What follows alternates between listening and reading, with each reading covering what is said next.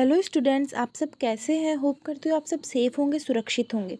तो आज के वीडियो में हम क्लास 8 की संस्कृत बुक का चैप्टर 3 का अध्ययन करेंगे। चैप्टर 3 डिजी भारतम। प्रस्तुत पाठ डिजिटल इंडिया के मूल भाव को लेकर लिखा गया निबंधनात्मक पाठ है।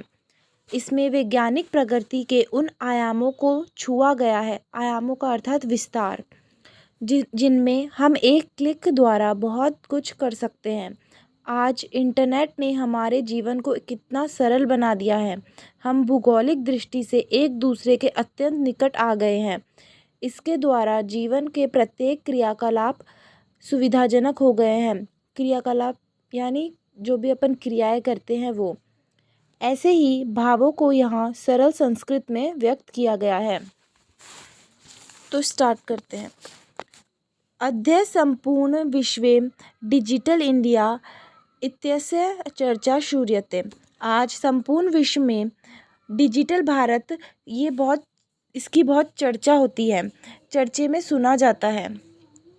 अस्य पदस्य कः भाव इति मनसि जिज्ञासा उत्पद्यते। इस पद का क्या भाव है, यह मन में जानने की इच्छा उत्पन्न होती है। काल परिवर्तनेन सह मानवस्य आवश्यकता कथानपि परिवर्तित। समय परिवर्तन के साथ साथ मानव की आवश्यकताएं भी बदलती है।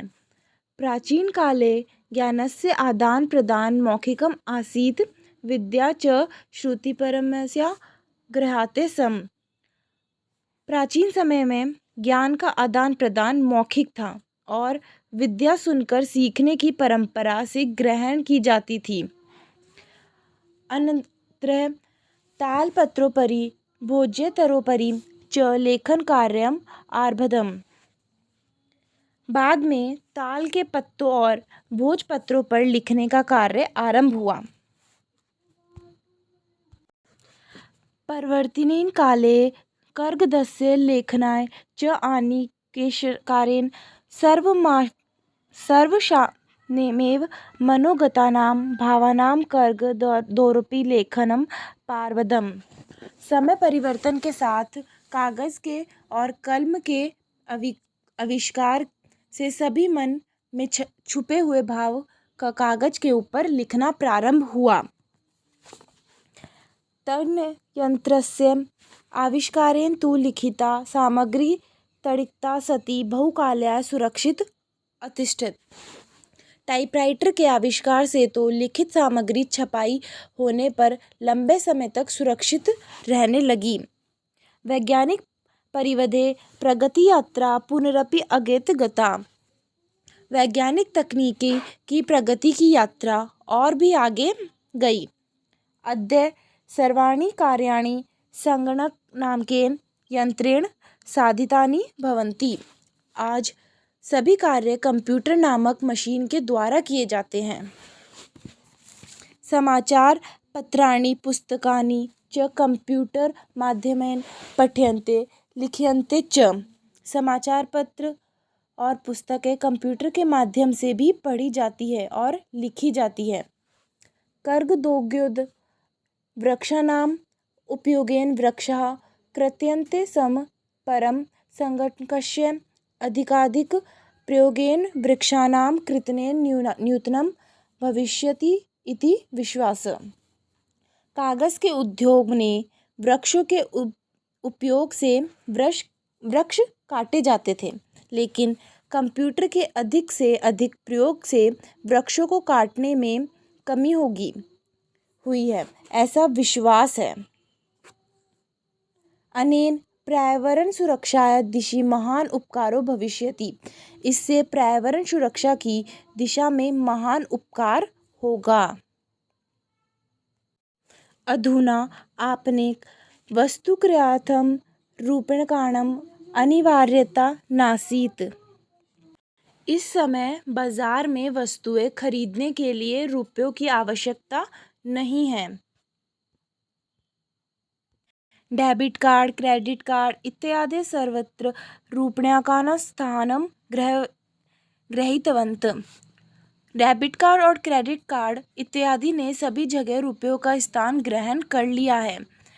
वित्तकोशस्य बैंकस्य चापि सर्वाणि कार्याणि संघटकर्ण्य नेत्रेण समाध्यन्ते। बैंक के भी सभी कार्य कंप्यूटर के द्वारा किए जाते हैं। बहुविधा अनुप्रयोगा एपीपी मुद्राहीनाय विनिमय कैशलेस ट्रांजैक्शन सहायक संति। अनेक प्रकार के अनुप्रयोग से मुद्राहीन विनिमय के लिए सहायक है। Next paragraph. कुत्रापि यात्रा करणीया भवते रेलयानं यात्रापत्रस्य वायुयानं यात्रापत्रस्य अनिवार्यता अध्ययनासीत्। कहीं भी यात्रा करनी हो, रेल यात्रा वायु यात्रा पत्रस्य अनिवार्यता की आज अनिवार्य नहीं है। सर्वाणि पत्राणि अस्माकं चलदूरभाषायन्त्रे ईमेल इति स्थाने सुरक्षितानि भवन्ति यानि सन्दर्श्य वयं सौकर्येण यात्रायाः आनन्दं ग्रहीम। सभी पत्र हमारे मोबाइल में ईमेल नामक स्थान पर सुरक्षित होते हैं, जिन्हें दिखाकर हम सब आसानी से यात्रा का आनंद ग्रहण करते हैं। चिकित्सालये अपि उपचारार्थं रूप्यकाणाम् आवश्यकता नानुभूयते। चिकित्सालय में भी उपचार के लिए रुपयों की आज आवश्यकता अनुभव नहीं होती है।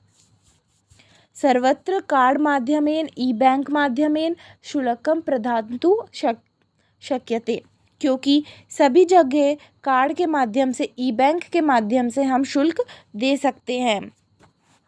Next paragraph. तदधीनं नातिदूरं यदा वयं हस्ते एकमात्रं चलदूरभाषायन्त्रमाद् सर्वाणि कार्याणि साधयितुं समर्थाः भविष्यामः।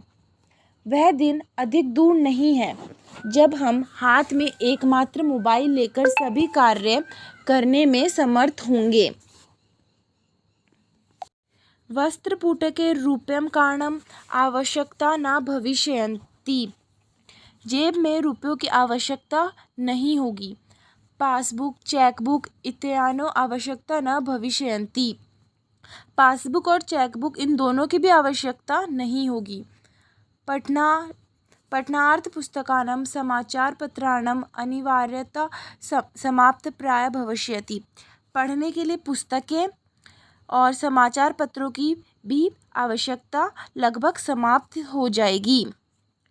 लेखनार्थम् अभ्यासपुस्तिकाया कर्गदस्य वा नूतनज्ञानान्वेषणार्थं शब्दकोशस्य अपि आवश्यकता न भविष्यन्ति।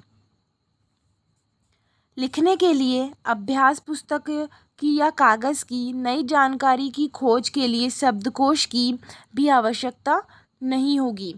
अपरिचित मार्गस्य ज्ञानार्थ मार्गदर्शकस्य मानचित्रस्य आवश्यकतायाम् अनुभूति अपि न भविष्यति। अपरिचित रास्ते के ज्ञान के लिए मार्गदर्शक के मानचित्र की आवश्यकता का अनुभव भी नहीं होगा। एतत् सर्व एकमेव यंत्रेण कर्तुं शक्यते। यह सब एक ही यंत्र से कर सकते हैं। शाकादिक्रियार्थं फलक्रयार्थं विश्वाग्रहपु कक्ष सुनिश्चितकृत चिकित्सालय शुल्क प्रदातुं विद्यालय महाविद्यालय चापि शुल्कं प्रदातुं की बहुना दानमपि दातुं चल दूरभाषायन्त्रमेव अलम्। सब्जी खरीदने के लिए, फल खरीदने के लिए, विश्राम गृहों में कमरे बुक करने के लिए, चिकित्सालय में शुल्क देने के लिए, विद्यालय या महाविद्यालयों में शुल्क देने के लिए और तो और दान देने के लिए मोबाइल फ़ोन ही पर्याप्त होगा। डिजि भारत इति अयस्य दिशि वयं भारतीय द्रुतगत्या अग्रेसरामः। इसका अर्थ है डिजिटल इंडिया, इस दिशा में हम सब भारतीय तीव्र गति से आगे बढ़ रहे हैं। उम्मीद करती हूँ आपको मेरे द्वारा आज का समझाया हुआ लेक्चर समझ में आया होगा। अगर आपको वीडियो अच्छा लगा तो लाइक कीजिए, शेयर कीजिए और मेरे चैनल को सब्सक्राइब ज़रूर कीजिए। Thank you.